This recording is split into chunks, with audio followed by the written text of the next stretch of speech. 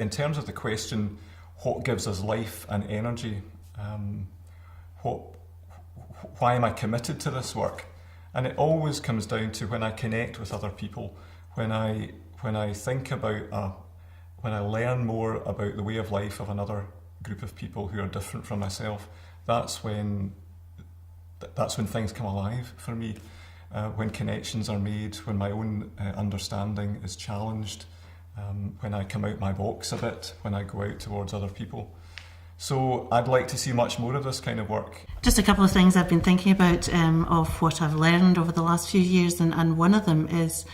the importance of language, how language can be either helpful or explosive. And one of the things is even there's a play called Singing, I'm no a Billy, he's a Tim,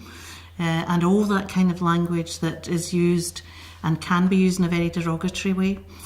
We've learned a huge amount in the groups that we've been in. For example, the use of the word non-Catholic and the use of the word Roman Catholic, and the way that can cause offence to the respective communities. And the same over in Northern Ireland, even just the way,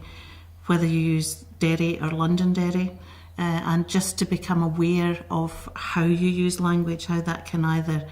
help people or alienate people, and that's something, it's a journey that's ongoing for me, just the power of that. I think that one of the things that will come out of this residential at Gartmore House is that people might go away and start to have more conversations about the depth of ourselves in terms of prejudice and how we actually deal with that, in order to make sure that we can approach others of different faiths and different traditions and different beliefs. Another thing that I've thought about earlier this morning is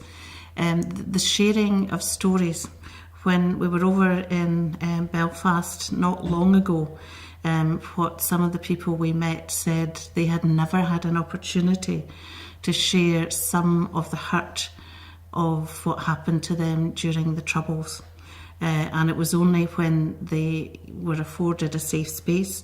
that they were sitting at work beside people they knew came from a different background and who might have been involved in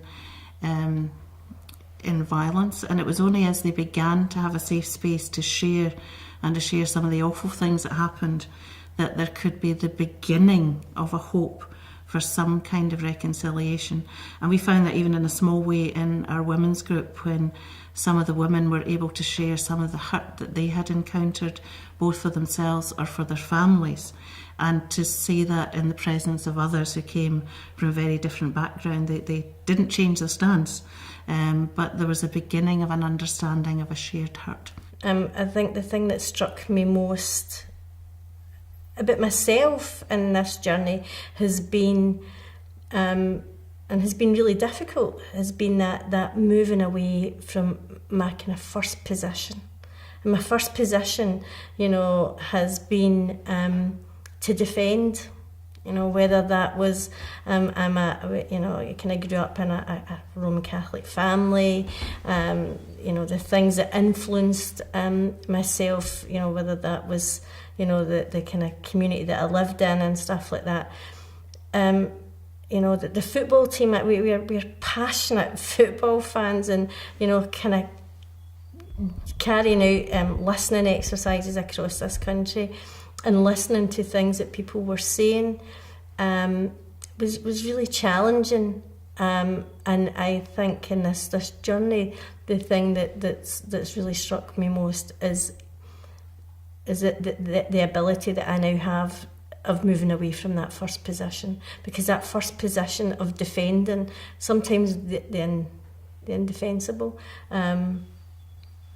has been difficult, but that's been a huge learning, and it's not something that I've been able to do on my own. Quite often I've had people having to tap me on the shoulder and remind me of my commitment to move away from that kind of initial first position.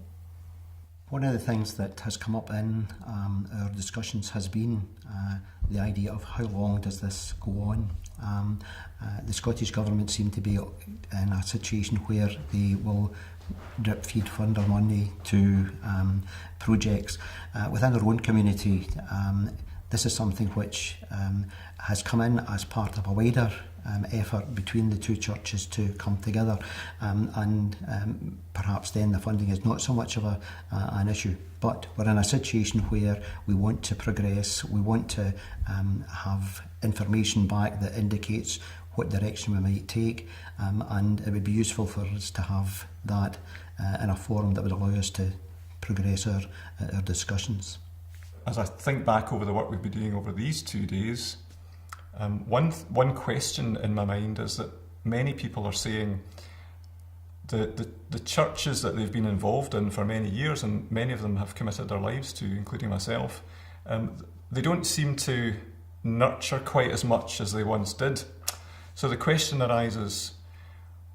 what do we do in future about focusing on the things that matter? And one thing that everybody wants to focus on is a common spirituality and a faith which makes sense for communities, for society, a spirituality which focuses on justice and peace, focuses on the environment, a spirituality which makes sense for young people.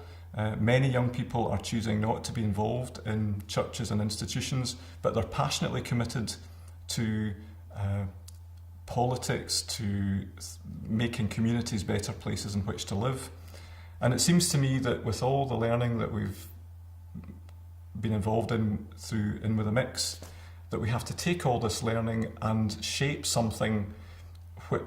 learning which is valuable for our young people, but not just for our young people, for adults as well, who are struggling to make sense of very rapid change in their communities. And I think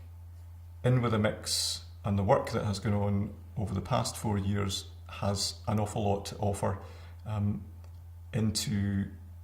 the future mix of how people make sense of their faith in the world. What can bring us together is our spirituality, is our sense of love for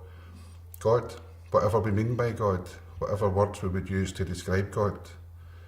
And that's not to try and undermine or take away any particular perspective on that anyone has, but actually what brings us together, what can bring us together very easily, is silence, is not articulating what's in our minds,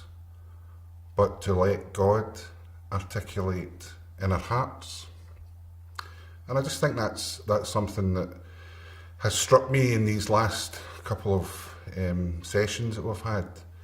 as perhaps a way forward, that we can focus less on what's going on in our mind and what we think about things and what our opinions are, because in a sense we're all addicted to our own opinions, but more focusing on the mystery of the love that we have for God.